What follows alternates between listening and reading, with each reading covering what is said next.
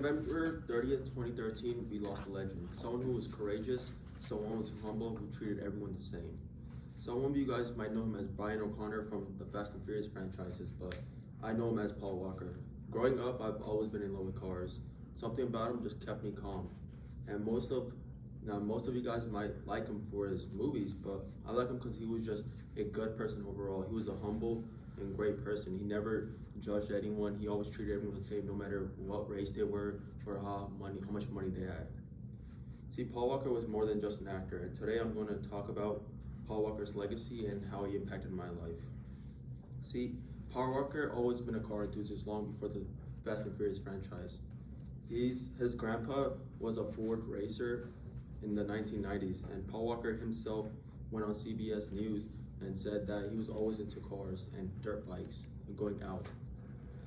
Now, he would always build cars on the weekdays and then race them on the weekends with his brother. Paul Walker's acting career started when he was at the age of 2. See, his acting career wasn't nothing serious. It was more of just a money grab so his family could get money because they were financially unstable at the time. So he would do commercials, side gigs, or whatever to make quick cash. But his parents never took him serious. They never thought that his acting career was serious. They thought it was just a quick money grab. But when he wanted to pursue it more, his parents didn't believe in him. Even some of the directors just called him a pretty face and didn't believe that he had the guts to act. But he didn't use that as like to go down or stop or anything like that. If anything, he used it as motivation to keep on pursuing, be consistent. And because of that, he got his big break in 2001 when the first Fast and Furious movie released. Now, talking about me a little, growing up, I was always into cars also. I would watch car movies like Death Race, Cars, even Fast and Furious, and that shaped me to just want to race and enjoy working on cars. See, my dad was a mechanic and he would always bring cars, so I would always help him work whenever I could, even if it was holding a flashlight, because I just enjoyed working on cars. And now I also build cars and race them on the weekends.